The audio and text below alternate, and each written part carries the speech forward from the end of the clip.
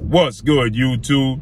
It's your boy, Blue Blood Sports TV, back at y'all with another one. So, undefeated 3-division world champion, who at one point in time simultaneously held the WBA super title at super featherweight, the WBA regular title at lightweight 135, and the WBA regular title at junior welterweight 140. That being superstar boxer Gervonta Tank Davis. Gervonta Tank Davis is 28 wins, no losses, no draws, 25 big wins by way of knockout. He is a 5'5" with a 67-inch arm reach. With that said, Gervonta Tank Davis is now on his own, and Gervonta Tank Davis, he's doing his own promotional company with GTD Promotions, Gervonta Tank Davis Promotions, which is huge.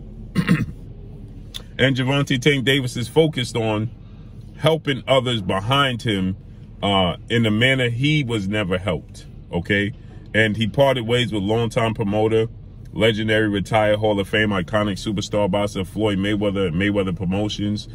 He still, has a relationship, as he stated, with Mayweather Promotions, CEO Leonard Ellaby, Floyd Mayweather, and he's still with the PBC, Premier Boxing Champion, founder and advisor Al Heyman, and he's with Showtime President of Sports Steven Espinosa. So with that said, Gervonta Tank Davis is now, he's doing GTD Promotions, and his first event is going to be January 7th, okay, in Washington, D.C. He's from the DMV area. He's from Baltimore, so Washington, D.C., against WBA undefeated Dominican star, super featherweight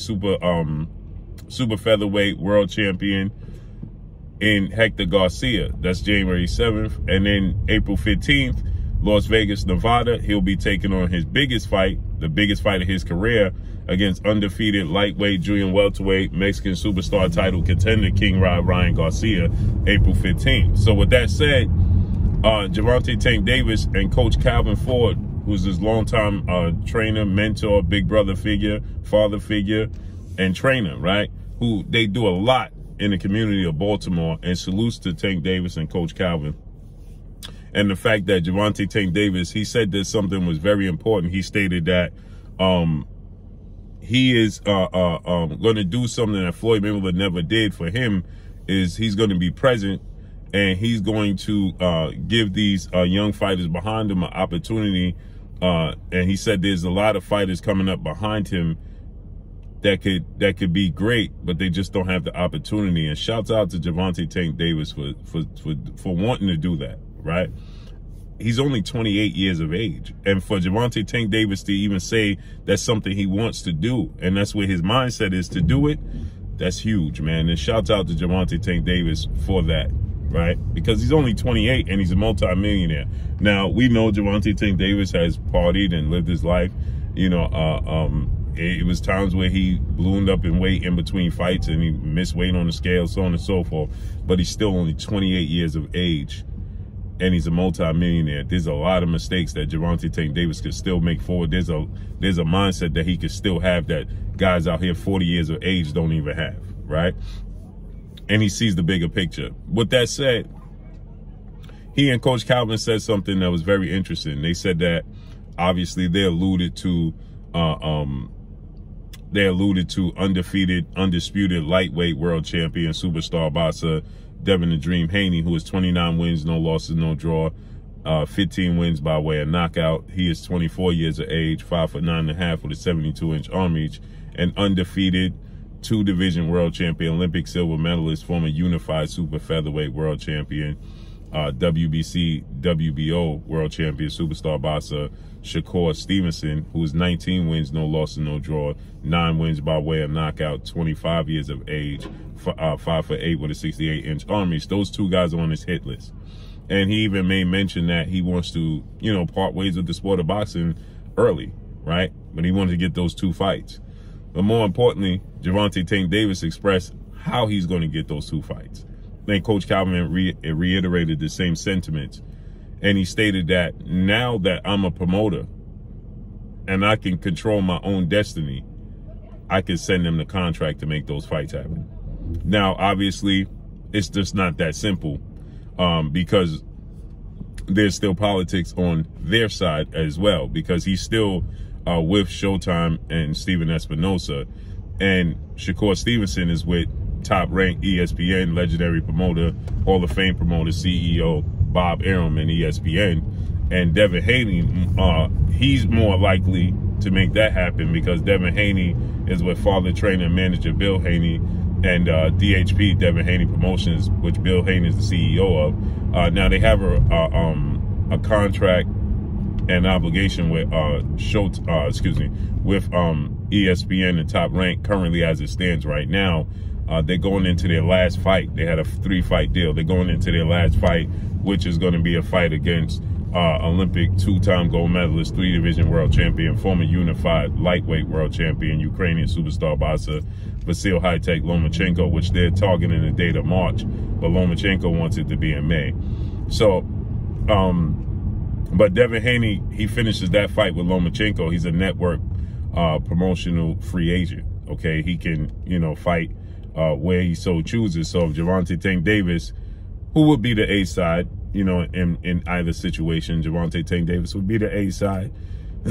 So Gervonta Tank Davis being the A side in this situation, Gervonta Tank Davis, you know,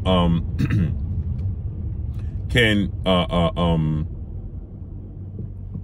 offer Devin Haney a contract that Devin Haney and Bill Haney, I'm sure, would gladly accept. The only hurdle there is going to be that after this fight with Lomachenko, Devin Haney has plans to move up to 140. Now, again, Tank has fought at 140. He said he wanted to be a champion at 140 again, just not right now. So that would be more likely, a more easier fight to make with Devin Haney, because Devin Haney, once he beats Lomachenko, doesn't have any obligations. And the only issue would be 140. Now, if Gervonta Tank Davis wanted to fight Lomachenko, Shakur Stevenson being the A side, then he would have to have a network, you know, co-network, co-promotion situation with Shakur Stevenson. I think that, so there's two things here. I think that that's a harder hurdle to overcome, but it would be easier as far as the weight class. With Devin Haney, there's no promotional company, there's no manager issues, there's nothing standing in the way of that fight, except that Tank Davis will have to fight at 140. Now, maybe they found a catchweight like Ryan Garcia. He's fighting Ryan Garcia, which is really not a catchweight, at 136. That's not a catchweight, because he fights at 135, right? For Ryan Garcia, I don't even know why he just don't make the fight at 135. That's only 1 pound. But I guess to him, that's a whole pound, right? Because his last 2 fights have been at 140. So he got to cut an extra 4 pounds, right? To make the weight. Ryan Garcia is actually bigger than Devin Haney, Shakur Stevenson, and Gervonta Tank Davis. So I can see Ryan Garcia, you know, settling at 140. But maybe Devin and Gervonta Tank Davis can meet at 137. Okay? Maybe 137 and a half. You know what I mean? That's the halfway mark to 140 and 135, right? 137 and a half. You know what I mean? That would make sense. You know, they fight at 137 and a half. You know, Devin comes down. You know, he still don't have to go all the way down to 35. It gives him 2.5 pounds, almost 3 pounds to be able to play with. And Tank don't have to go fully up to 140. It gives him, you know, he could still actually come in at 135 if he want to, right? And that would make for a mega fight. And I actually think that currently right now, him fighting Devin Haney, should Devin Haney, who's undisputed, beat George Kambosos twice in Australia, so he improved his profile and his portfolio, and then Devin Haney fights and beats Lomachenko, he improves his stock even higher, right? Tank Davis beats Ryan Garcia and beats Hector Garcia.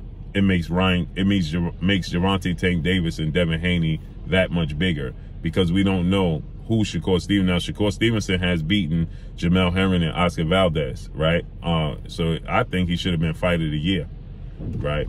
Shakur Stevenson beating Jamel Herring and Oscar Valdez and unifying the belts. That's a big accomplishment for Shakur Stevenson. But nonetheless, you know, I think that Devin Haney beating Lomachenko, beating Kambosos twice in Australia, being undisputed, And then fighting Devin Haney, I think that fight is bigger than Gervonta Tank Davidson and Shakur, and it's easier to be made. So he said that now he could definitely make those fights because he could send the contracts. So there is no excuses now. Let's make it happen. So let's see how this unfolds and plays out. First, obviously, he got to get past Hector Garcia. No slight and disrespect to Hector Garcia.